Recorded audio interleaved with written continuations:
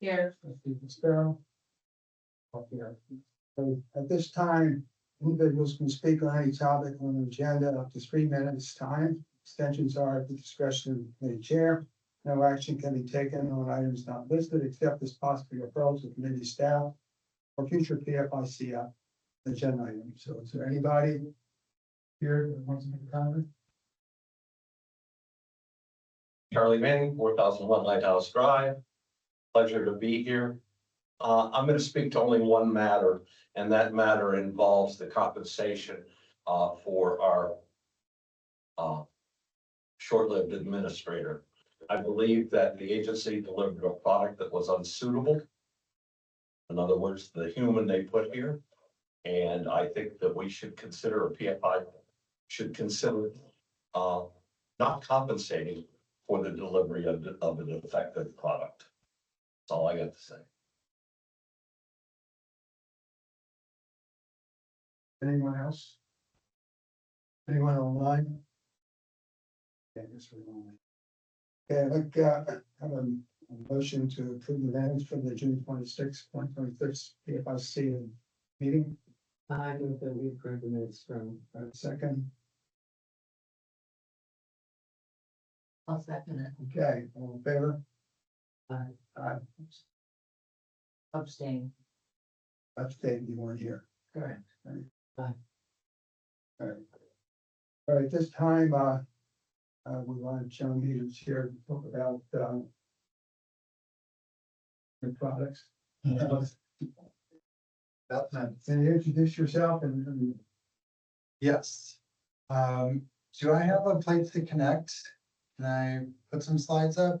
Or, You know how to do it, uh, or we have cords here if you want Yeah. to look. I'm not the most tech savvy, but I'll look, otherwise I can wing it. Sometimes it's just easier to follow and, otherwise, if you email it to me, I can share my screen but I don't want to start unplugging things. I'll tell you what, I'll go through the slides to keep my. Three in there. let me see. Where are you? Or is it just through Bluetooth? It's through Bluetooth. An empty one? We'll need to Is that not grab. plugged in anything? Yeah, then you can plug that. Okay. And then it'll go on the screen at least. Yeah, I've done a lot of presentations. That should work for the screen. It might not go online. But that's okay, because you can provide it after anyway. That's under the agency. Yeah, we should not take the agency. Work. Or. They'll be able to listen if they're online. Some money on the pass. Okay. Since you got a short Ah, you're cord, too kind. I'll let you. Thank you. Let's do this. Good. Is that good? Sarah, why don't we do this? Grab Let's move the table. Yeah. Perfect. I think there's somewhere in the middle to your point that it would be legal. Okay, hi everyone, I'm John Major, American Deposit Management. We've been working with the village for quite a long time, but never in this exact capacity of managing bond proceeds.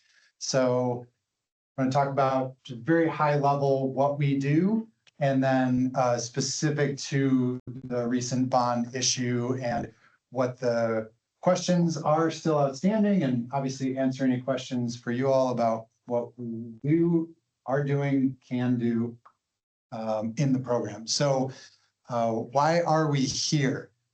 Safety is number one.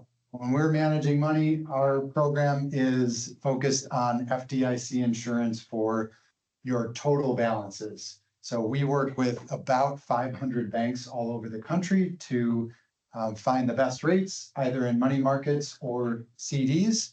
And then we help our clients to get access to those accounts without having to open individual accounts at every bank.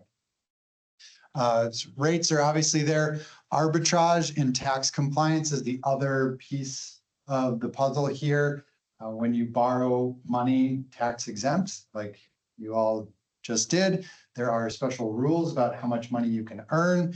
And then time is the other piece of this. Our program is all online, easy access, easy to move money around, easy to pay vendors from as well. So those are the pieces of what we do.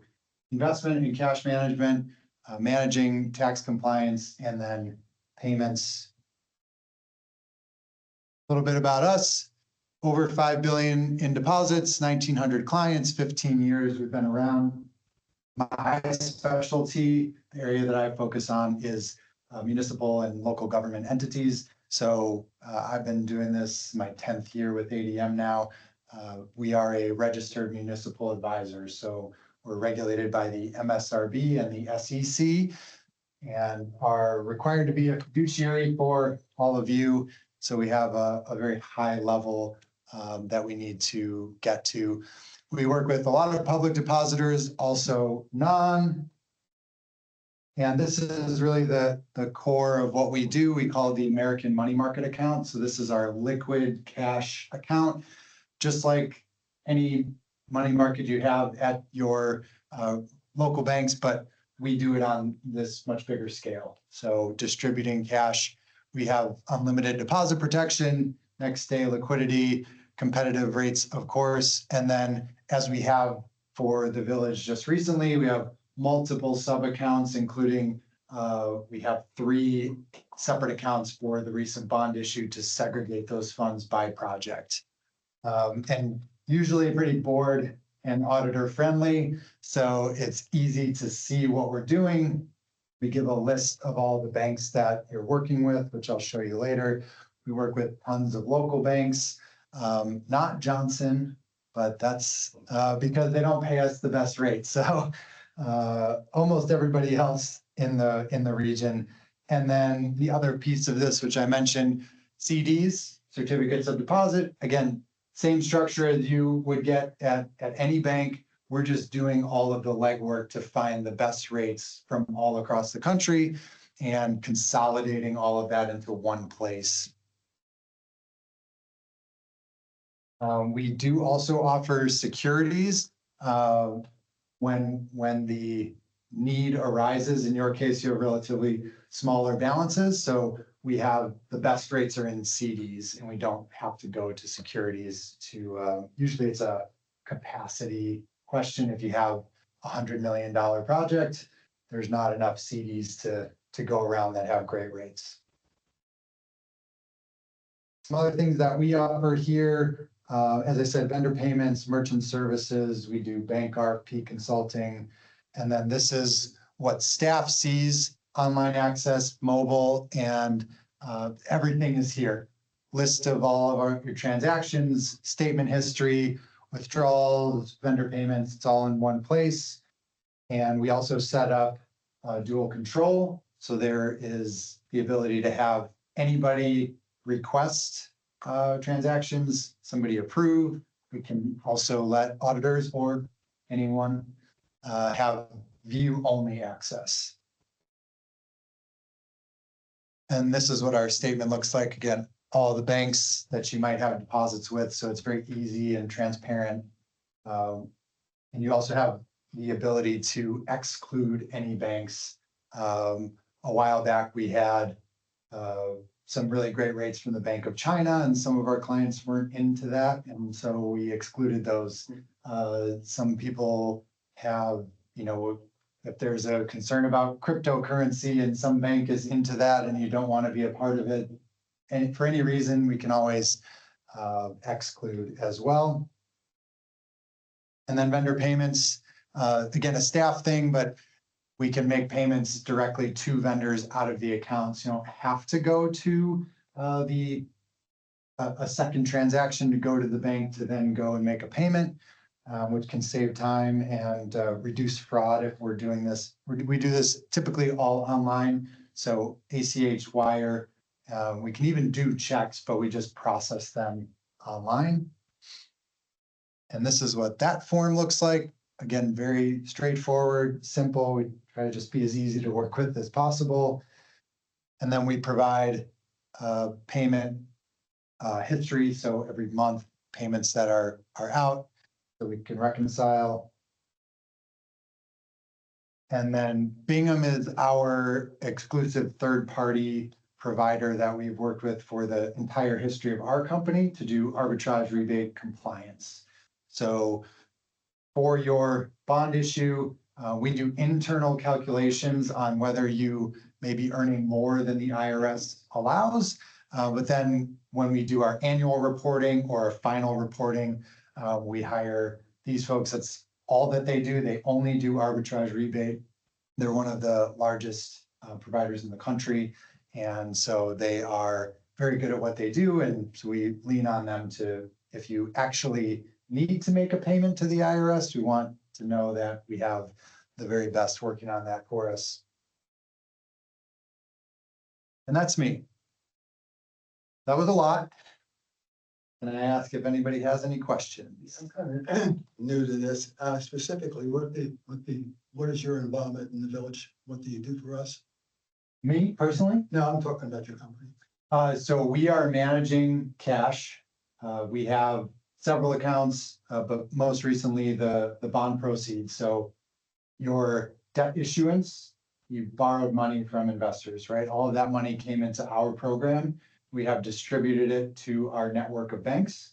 So you're earning competitive rate on those dollars, and it's broken up into increments under 250,000. So you have your millions of dollars distributed to many different banks that are all FDIC insured.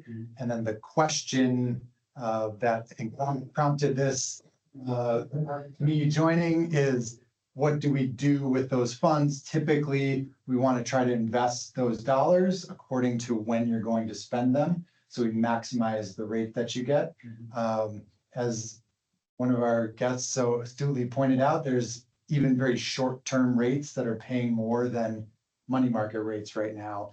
And so there's opportunity to earn more, but we want to know when those funds are going to be spent so you don't run out of money and have invoices coming in for projects that are happening. So that's really the question. And when I was working with the former administrator, we sort of got to that, we're just about to get to that point of figuring that out, and then he left. So that's what my question is for the group or staff, or at some point we'd like to figure that out. Right now, everything is safe.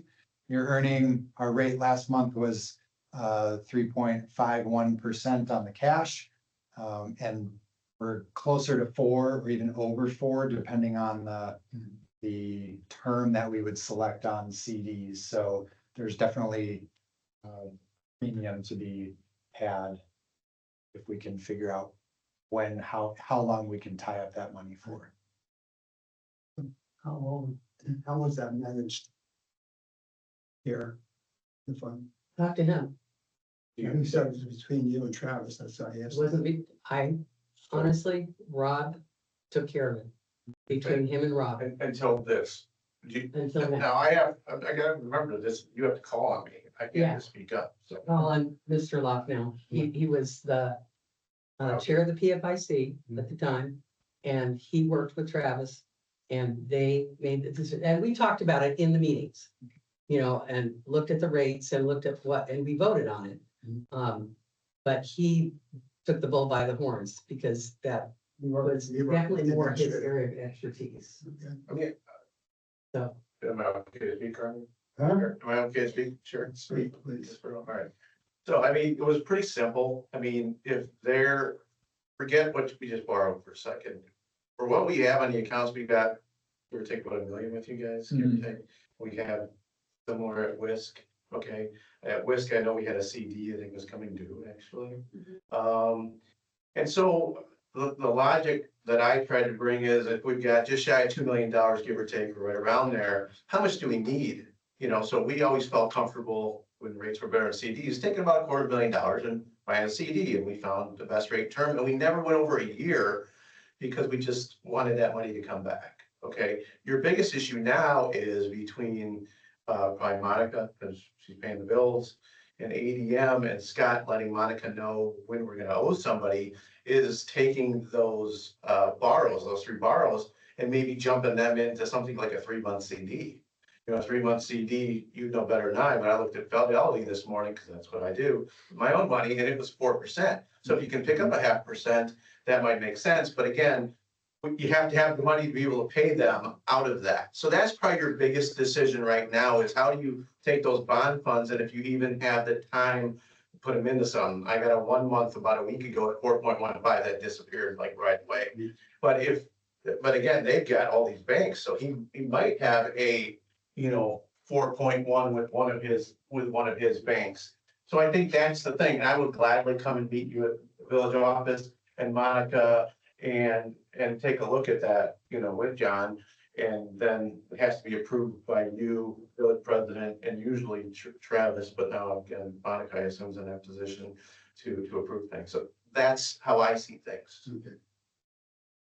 Am I wrong, John?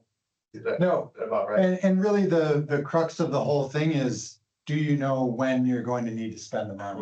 That's the If we big- don't know that, then And you gotta leave it where it is. yeah, it's tough. Could you take, a small portion and do 3 months and you have still $1.5 million, $2 million available? That's one way, but ideally, if you have even quarter by quarter, if you have the 3-month projection, a 6-month, a 9, 12, then we can look at those individual amounts and say, we definitely want this much money coming due before 3 months is up. But we got to have that first before we can really, the rest of the numbers, the rates don't really matter. If you might spend $1 million tomorrow, then you got to have that available. And then the option is really cash. So that's your biggest thing, when you can start writing checks. And if Monica and Scott know that it's gonna be, like, let's say the last payment still might be 6 months out, then you might be able to pick up a 3 or 4 month CD Yeah. confidently and know you're not gonna upset the contractor. So, sorry, Scott, not trying to drag you in this. No, that's fine. You're the boots on the Do we ground. have any kind of a spreadsheet set up, of when these, large payments are gonna be due?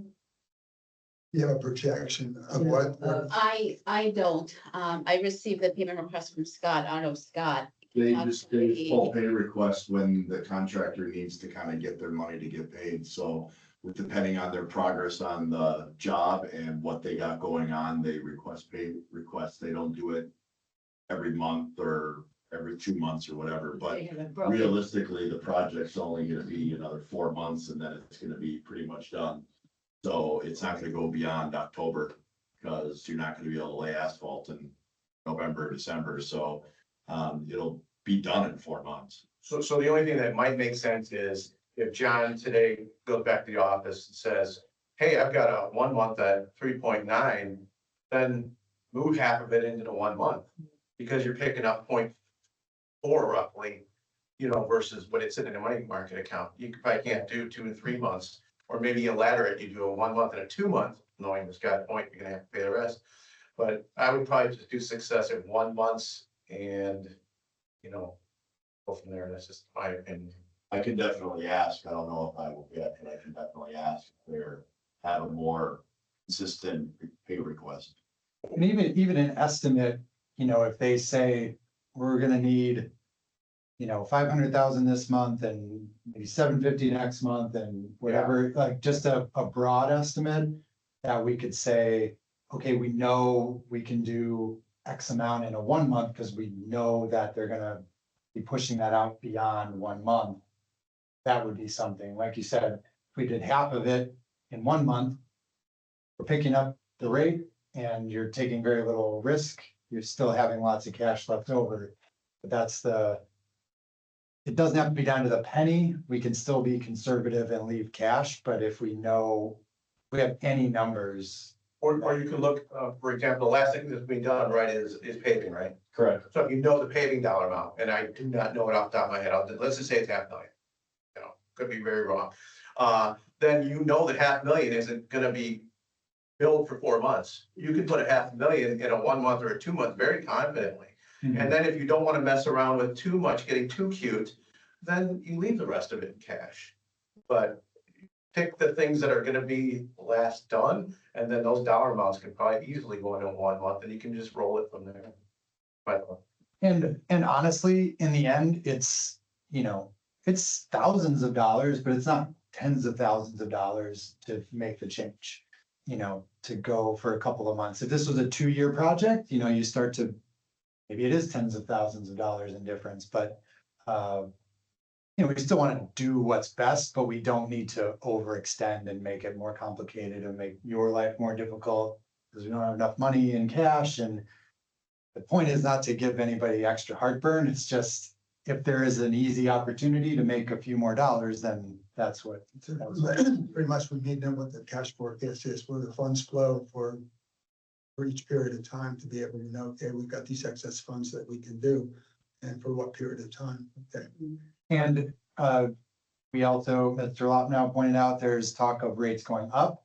So if that happens, then, you know, that shorter term is a positive because the other cash, the rate will probably go up. And CDs right now, from 1 month to 6 month are very much the same rate. You know, you don't get a lot of extra rate by going to 6 months. So to do the 1 month rolling, if we just did that for 3 months, you probably pick up the majority of that benefit and you don't take the extra risk of having a bill come up in 2 or 3 months that we were not prepared for. So that's, I think the simple way to think about it is the most amount of money that you feel confident you're not going to spend in the next month, that's probably the number that would make sense to do a short-term CD if we don't have a broader draw schedule over the next. Yeah, but almost any sleepover, Scott. I mean, you can just look at, Monica could just look at, and I'm sure you got enough on your plate, but look at the breakdown and know, hey, I'm not gonna need to pay any money and I might not need this money. She could ask in 5 seconds and go, oh yeah. And so you don't have to kill yourselves to figure that out. And then, go ahead. Well, I just had a question like because this is not my world, but like for the borrow and for the legal aspect of it, like the interest that is accrued, how is that going to general back into the coffers of the village? Is that going to the borrow that has to be spent along with the borrow and we have to claim it? Or does it have to be used for the project? Do I have to start looking for things to purchase for the project that are related to the borrow for the interest that's accrued, or how does that work? So Very good question. Great question. There's 2 things that you can do with the money. You can do it with project-based additions, right? Anything else that's within the scope of the borrowing. Yep. You can spend money on, which your bond counsel would be the final word on that. Or it goes to debt service. So if there's $20,000 extra and you don't have projects to add, then that just goes to debt service and you essentially levy $20,000 less in the future and use that to pay the debt. what's the right way to go on that? Because that's a decision you're gonna have to make in like 3 months. Honestly, either way, Chuck, can they leave it in the account? Because I know there's money in that account, isn't there, Scott, for a piece of your equipment next year? We borrowed 275 and. Is that legal? I don't know. I mean, if I could verify Depends on what that the the piece of bond- equipment is I could- for, I could have sworn that, that was part of the borrow. I remember, because we didn't want to borrow twice. well, I guess the interest that's accrued from the borrow, is it strictly for the project? Or is it, I didn't see the full borrow and what was included in the borrow, so I don't know. What I'm asking, was part John, of it. off of your question is, if, let's say, which 20,000 extra to your point, for some reason, or 10, whatever it is, and let's say that piece of equipment that is, it should be in that borrow, I remember. But I didn't finalize it, I'm in here, so. The reality of it is can the village use that, leave that in that borrow? Because that'll become future borrows, right? I mean, or is that just a project specific borrow bank account? That's the thing I don't know. We do segregate, it's best practice to segregate them because the interest is allocated Yeah. to that borrowing. So if we do another one in the future, we always want to have a separate account. So what PFIC could do is whatever was all in that borrow, to your point, throw it at that, because let's say something goes up. like a piece of equipment, then it's there to help pay for that. That's one way. Or two, I would just retire the debt service and not get cute with it. Just you levy that much less, and then the loan is less. That makes the most sense. That would be my opinion. So Definitely probably on the next- the question on, yeah, the question on that is what was in the borrow? I don't remember specifically. Usually they write it pretty broad, so it's easier to add because this happens. Projects come in under budget. Sure. You earn a bunch of interest, things just change, so you don't want to be so tied down. So usually that's what they try to do, but I'm not an expert on the issuance side. That's not my world, so I would leave that to your to Ellers and your bond counsel, that they can answer that. And then, but either way, there's only two answers. It's projects, equipment, whatever is within the scope of the bond issue, or help to pay bond off. You spoke about, income not exceeding a certain, well, you didn't say the amount. You said you had to be careful about income not to exceed. Yes. Is that interest income or is that leftover bond money income or Very good. general income? Another very good question. It is income on the bond issue. You all should be exempt because you're spending the money very quickly. So there's the IRS, there's a lot of competing rules. But that's one of the things that we do is just track that. So let's say you were, for some reason, you planned on spending the money by October, and for some reason it went to next October, you might not have the exemption, and then the IRS restricts the amount that you can earn. It is essentially, you're able to offset what your bonds cost you. So what your bond rate is that you're paying in interest is what you're allowed to earn in interest. If you earn more than that, you have to send back the difference, not all of the money, just the difference. So if your bond yield is 4.0% and you earn 4.2, the 0.2 has to go back to the IRS. And there's I'd be happy to talk all about it in detail, but most people's eyes start to glaze over when I do, so. Yes. That's the arbitrage. That's the difference. That's what arbitrage is. How do you Yeah, make and extra this money is off the what money you? kind of prompted using it? part of this, because I got an email about having you guys handle it or Ehlers. Yes. And so I'm meeting with Casey later today to try to figure out who's gonna do it, because Yes. I go, I don't know who's handling it. Nobody seems to know, so we're gonna figure that one out today. Okay, yeah, and so, yes, I'm sorry, I should have said that when I brought it up. So they can do it, we do it, it's part of our service, it doesn't cost any more money, but if, they did the issuance, if they're gonna do it for you, that's great. I As long just as- don't know what the arrangement was. Yes. I think Right. your answer is who's gonna do it cheaper? There's no cost. It's already included on both ends, it's already included, so. Oh, there you It go. seems like it might be better to have you guys do it since you're handling all the bond issue. Yeah. And I would agree. honestly, yeah, well, since you said that, I'll say it would be easier because we have all of our statements, we have all of the information. So we can just send it directly to them, to our folks at Bingham. So it. Yeah, I Probably feel would more be easier. educated now than I did when I got the email to start with. Yeah, I bet. I'm like, okay, I'm calling people, I'm texting, I'm emailing, trying to figure out what was going on, so. Yeah. That was the big thing, like, I don't know which box to check. Fortunately, you all have a simple situation here, so I don't expect there to be any, issue with arbitrage, but we still want you to have, because people change seats and things happen, and we want to have that documentation that you checked it, you know that you were in compliance, you didn't have to write a check. So, and all of the future folks in your seats also know if anybody asks. One last thing, I think in the borrow, double check it, I think it was a piece of equipment, because we didn't want to borrow twice, I think. And it was also the engineering cost for the curb up to the 190. guardrail. If that's the case, then you've already got that set aside. And then that just goes into the budget, that account will pay it next year. So to piggyback off of the interest accrued off of these, putting in bonds and stuff like that, I'm sorry, in CDs. What, and I'm gonna do my best to do it, but let's say I'm able to get the project way under budget. Mhm. 50,000, 40, is that the same situation as the interest accrued? Yes. So that needs to be spent or paid to the debt?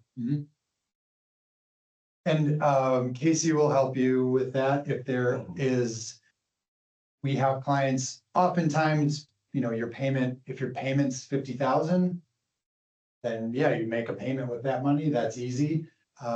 Sometimes when you're managing your levy, we've had clients that take part of that money and use it for this year's budget for debt service.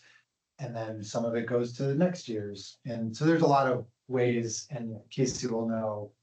Cause there's not like That's a structured. deadline, like closeout date of this borrow, right? That you'd need to have it at zero No, on this particular date. there's the arbitrage comes into consideration, so if you don't spend it fast enough, there's different rules based on how long the money is outstanding. So it doesn't have to be spent, there's just things to consider Okay. if it's outstanding for longer. Got it. And again, that's your municipal advisor question on the debt issuance, what's the best way to maximize the return on the money? Get your projects done and then obviously maintain your tax rate where you want it to be, not have, you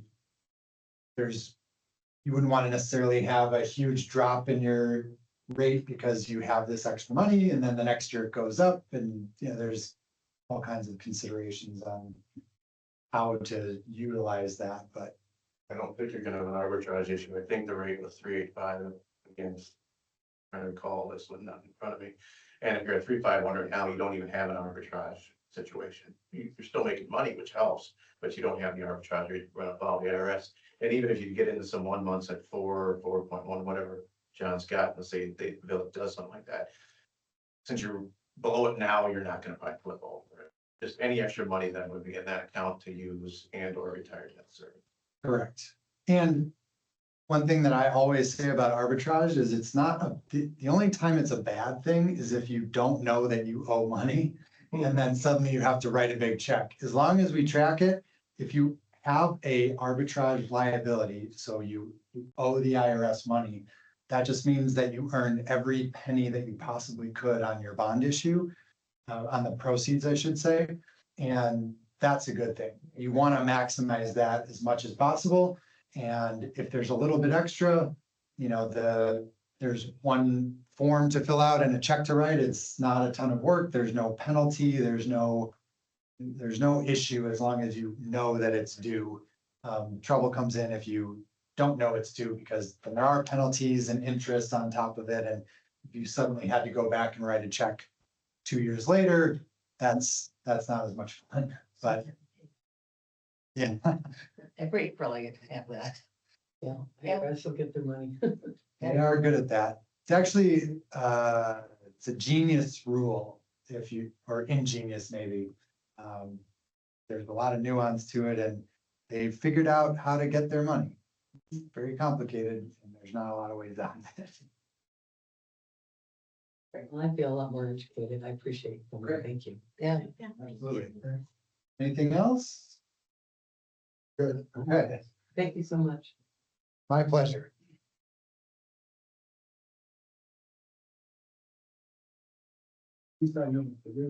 Yeah, but this is why we have come. Yeah, good to see you. Thanks, everyone. Yeah, no, All if you need anything. Next item on the agenda is the Monadnock Inland representative findings from the 2025 village and utility audit. Can you introduce yourself and give us a short summary of your findings? I'm Christina Dahmer. I am in charge of your audit. I'm a principal and CPA with Lauterbach and Eamon. And I do have a PowerPoint presentation this year, so it will be easier to bring it to you virtually when I come to the full board meeting. I prepared this.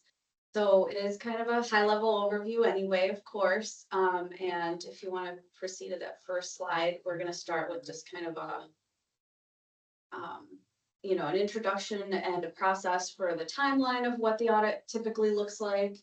And then we'll go over your board communication letters and just a quick summary of your annual financial report. So the timeline, is really, a process that entails us to work together, and Monica knows we do two parts of the process.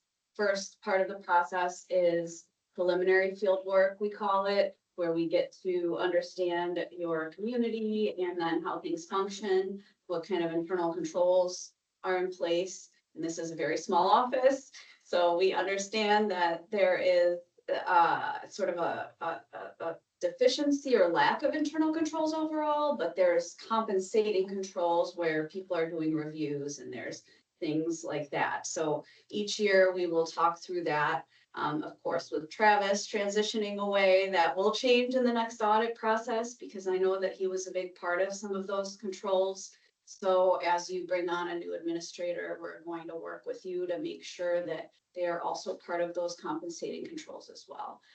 But overall, the timeline is there and we definitely adhered to it, and I'm really happy that we were able to date your opinion so early, ended up on June 8th officially, so that's really great. This is perfect timing for you to have this in time for looking at your budget for the next year, and it's timely financial reporting, especially for small governments. So I'm really excited to be a part of that for your community.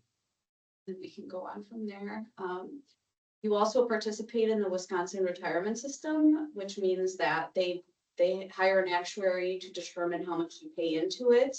The timing of that data comes out in October, so we typically don't have any issues for you. However, I just want to kind of mention that there's some big numbers in your statements related to it. And as long as you pay in what they require you to pay for the Wisconsin retirement system, we're in the best funded plan in the country, best managed as well. So you don't have to worry about your pensions, which is really great. Lots of other states, we have to worry about that, both in Michigan and Illinois. So we're kind of wedged in between. And Wisconsin did a great job managing those pension benefits. Maybe we learned from our neighbors. One can hope. But that's all I want to say about that. There's some big numbers in there, but I'm not going to say too much more because you don't have to worry about them too much. And then moving on to your board communication letters.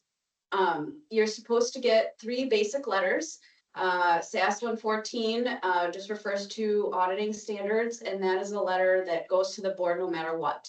The biggest thing in there would be if there were any difficulties or disagreements that we had with management, we have to report them to you, and we did not have any to report. Everything else is just jargon. Every year we say the same things.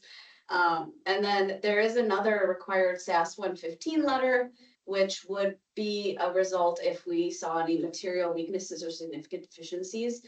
Again, your internal controls, we know they are a challenge, but they're the same for a small government of your size. So we don't see them to be a challenge compared to your similar type of government, right? That's why we're not noting a material deficiency or significant deficiency or material weakness over that.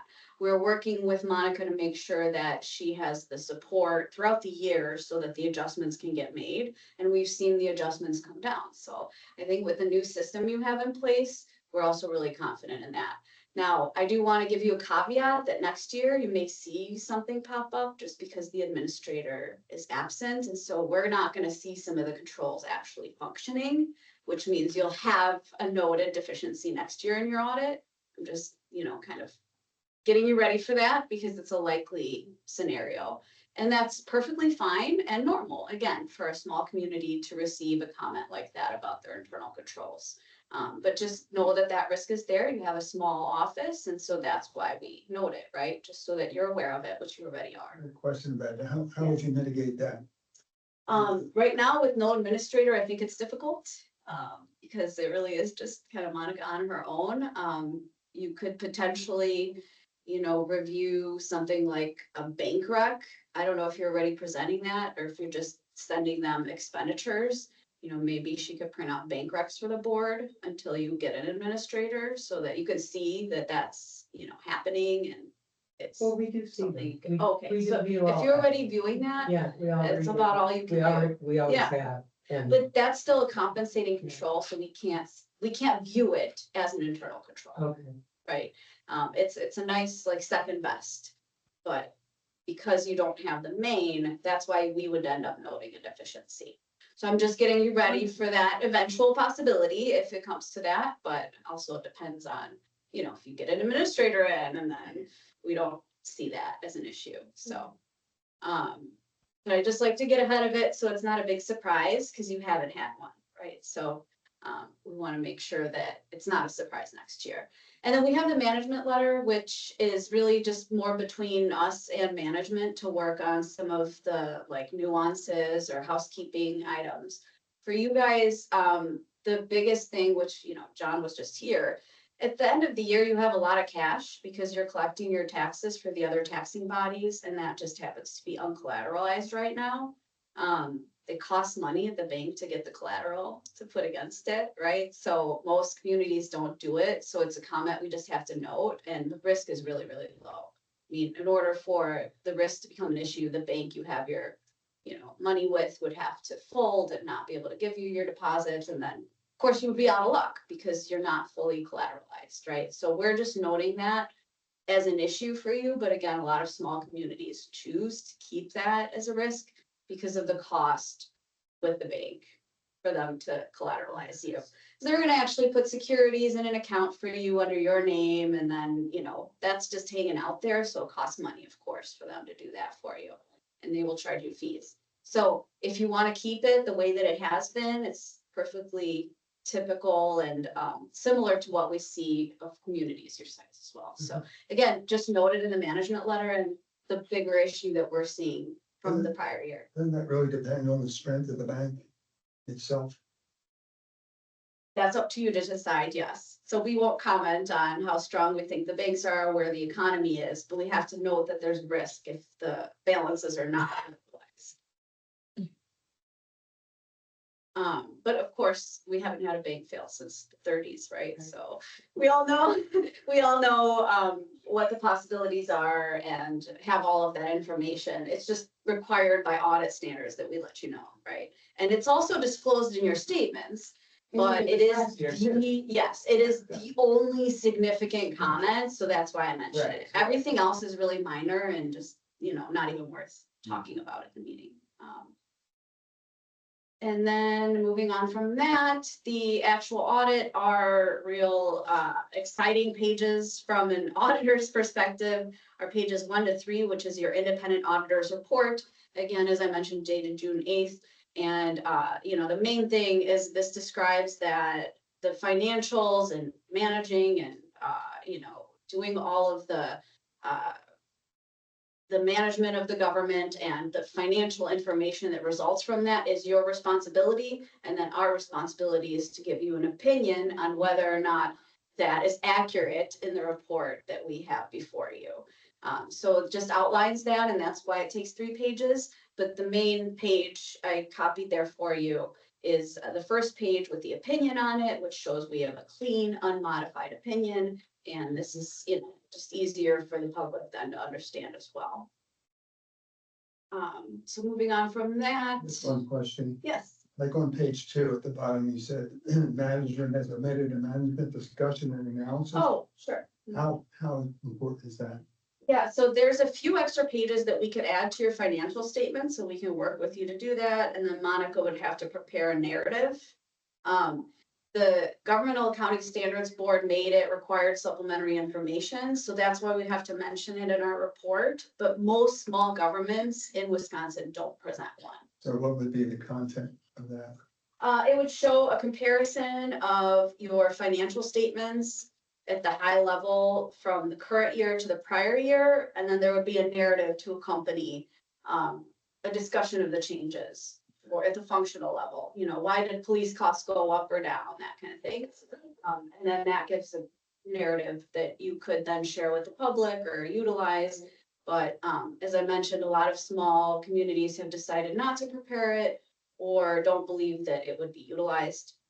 But I think the Governmental Accounting Standards Board wanted to encourage the presentation of it nationwide. It just wasn't as implemented across Wisconsin. So we'd be happy to work with you next year to get that into the flow. And it's something that our report writers, when they prepare this, will ask each year if we want to add that in or not. Okay. Certainly. And then the last part of this is just a quick summary of your statements, of course. Everything rolls up into the government wide from those fund level statements. So that's why you see governmental and business type activities. But what you really know well is your general fund, of course. And then your business type activities are water and stormwater. But for your general fund, overall, that's where you have most control. You know, water and stormwater kind of run by the expenses for those. And then water is, of course, regulated by the PSC. So that's why I focus on the general fund in my presentation. And you do have what I would say is a healthy fund balance. And in comparison to your policy, it's way above your policy. So that's obviously a positive. And then your budget to actual comparison also doesn't show any red flags, and you ended up with an increase in fund balance when you had a balanced budget. Were there any issues with, like, in here, there was, the taxes, there was like a $442,000 difference between budget and actual. I mean, is that a problem materially with the state, or is it just the aggregate, or is it specific? Okay, so your question is, there was a difference between what was collected in taxes and what was budgeted? It's likely that there was just an error made in budgeting, because everything else appeared to be filed appropriately. You know, when we review things like the taxes, we compare it to the levy limit worksheet and things like that. So we know that the taxes were filed accurately, but sometimes the budget just has kinks in it, and it's not something we audit, right? Because we can't audit your plan. So if it's got mistakes in it, it just kind of ends up that way in the report as well. Not an issue with, No, absolutely not. No.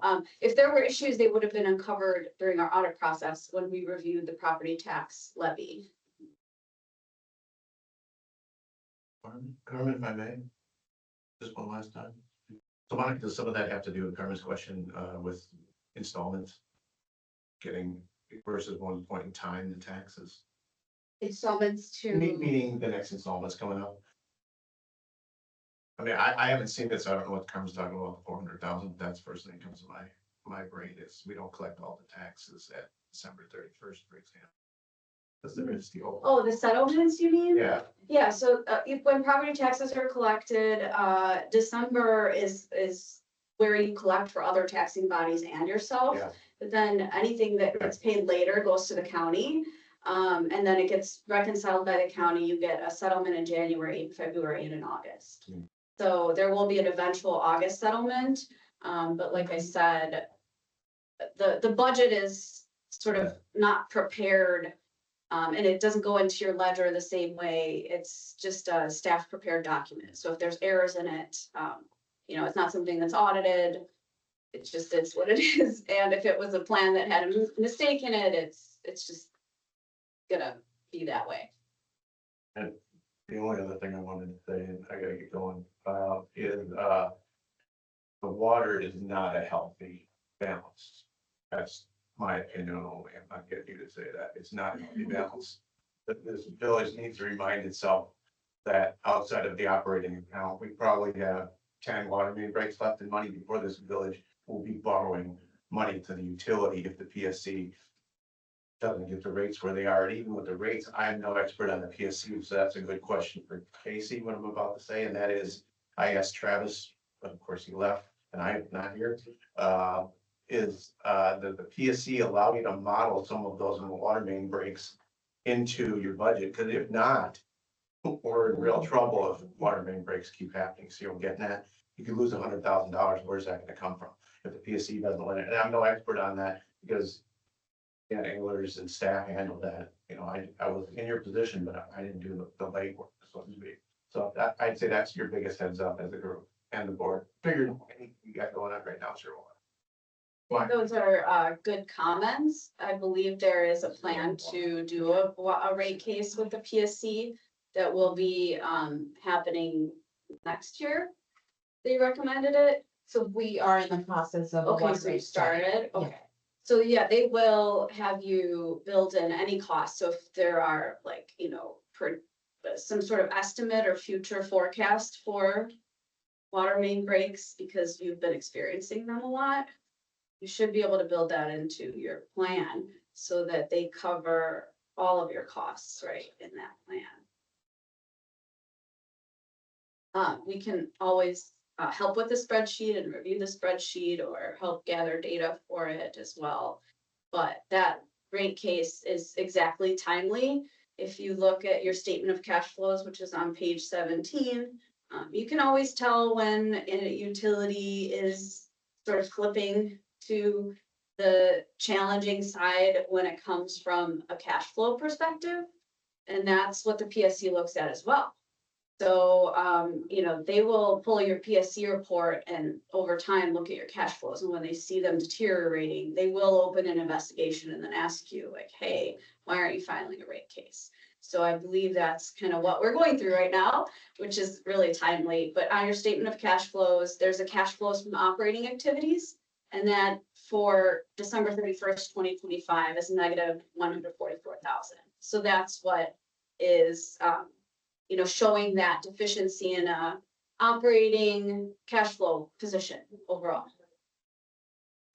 This might not have any relation to what you're talking about, but before Travis left in the spring, he mentioned about something being found where the village borrowed money from either from the storm or something like that, that paid back or had to be paid back by the water. And it was a significant amount of money that he basically told me, like on January 1st, we were already in the hole before we even started day one.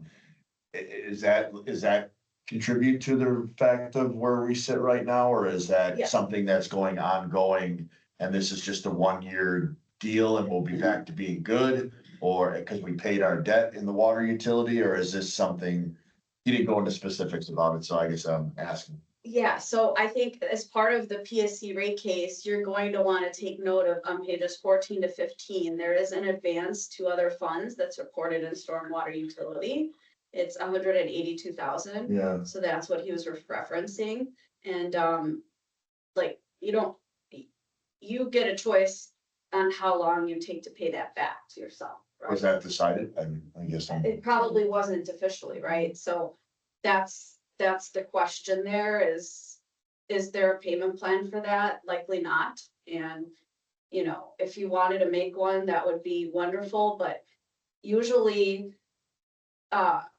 people don't make one because they don't intend to make payments on it right now. However, now that there's a rate case, it would be a good idea to come up with a payment plan so that you can build it into the projections to show that water has to pay stormwater.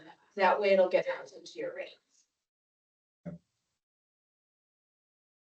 But they'll see that too in your statements. Because they will pull all of that at the PSC as well. So if you didn't include it, they would question it and then it would get pulled in. But that's something that we would then look at, like if we reviewed the, spreadsheet and all of the information, it's something I would have pointed out to Monica to include in her report as well. So I guess the questions that we received back and it didn't involve that, I'm assuming we're good then. Because the question wasn't raised for us to answer that. Yeah, we can ask Bridget from Ellers. Yeah, if they're helping you with the rate case, I would point those things out to them so that they're aware as well. But they also have your statements, and so it's really evident in here what is happening and that there's that loan. But again, it's your own loan to yourself. So at some point you decided, the stormwater would borrow from water. However, your stormwater rates could be raised by the board and aren't regulated by the PSC. So if you wanted to change those and increase those, and then, deal with that interfund loan that way, that's a different way to handle it as well. There are so many options if Ellers is working with you, I think you just need to work through that with them. And then we audit it at the end. I also know a lot because I do the consulting side as well, so. Okay, thank you. I know a little more than I would normally tell you as an auditor. Okay, so I'm glad, that was raised, but I normally don't focus on it, especially since I know we're going through a rate case and it's kind of like stale data at this point. We're getting it fixed. But since it was brought up, I wanted to make sure all of the questions were answered. But if there are any other questions, I'd be happy to answer them as well. I just had a question, like on page 32. That lease receivable. What's the structure there? What's the interest? I mean, I thought it was a straight out lease with AT&T. It looks like you got a principal and an interest. So the standards changed and the Governmental Accounting Standards Board now requires governments to recognize leases the same as for-profits. Like we used to be able to get operating leases where you just rent, right? You don't own off the balance sheet. We can't do that for private sector entities anymore either because of the SEC rules. Mhm. So they decided to go and do the same thing for governments. And this really would be a bigger deal for bigger governments. But, that's why now this is on your balance sheet. Now, I see it, you got principal payments and you got Yeah, interest. we had to impute that. It's an Okay. estimate. It's an imputation. Okay. Yes. Right. And so it's only reported, well, this might be on your governmental funds too, actually. But it's an accrual item, right? So it's not something you're gonna budget. So it will differ from your budget because it's just, you're gonna budget for the payment, not worry about the whole lease on your balance sheet. Like is this a fixed payment that we make each year? Yes, yes. Okay. We just have to show that you're on the hook for whatever the contract term is. So I have. Thank you. Lots of Thank you, rules to Jeff. follow these Thank you. days. Thank you so much for everyone's time. Thank you. Yeah. That's really fun. Do you have any questions after? Okay. We're gonna go to closed session now. We have to leave? Yep. Okay, Closed I session. understand. Oh. Just as a trustee, Yeah, you see it. well, I'll see it, I'm not worried about it. There's a meeting in progress. And you don't want to block it because anybody's allowed to come in, but people wandering in. You guys okay for that meeting? How do you pronounce your? Monitor. Felt I got a little bit more than what people. Here, so I should very. I'm fine, but I'm worried. Yeah. Okay, just wanted to. Sure, sure. That gentleman was asking if the bathroom's going on. Should be. Right, I said there might be somebody in there to lock. Yeah, that's the only locker from the inside. Okay. One black, the other one might be open. As soon as we officially go into Yeah, closed I'll keep- session, I'll turn the camera off. During the week, Yeah. the ground had been, they're only open one. So if you went to floor one and it was locked, you could Okay, go to the other one. okay, Maybe we'll have to put a sign, all right, I'll tell him. okay. Thanks. Oh, I'll lock the door. You don't need any more. Think she went to the bathroom. Who, Becky? Oh, this. Yeah, she didn't, she was waiting. Let's wait till. Wait. We can still. Okay, motion made, second and adopted by roll call vote. The PFIC will convene into a closed session for the following reason pursuant to Wisconsin statutes. 19.85. Sub 1E, deliberating or negotiating the purchase of public properties, investing public funds, or conducting a specific public business whenever competing or bargaining reasons require closed session, or specifically concerning the 2027 and 2029 fire and emergency medical services. Second. He's seconded. I know, Gotta do a roll call. okay. Oh, no. Allison, Aye. Aye. Linda, Aye. Colby, Caspera, aye, okay, you're in closed session. So we have to wait until. Yeah, wait, and when she leaves, I'll lock the door. Are we We have gonna to do a sign roll up?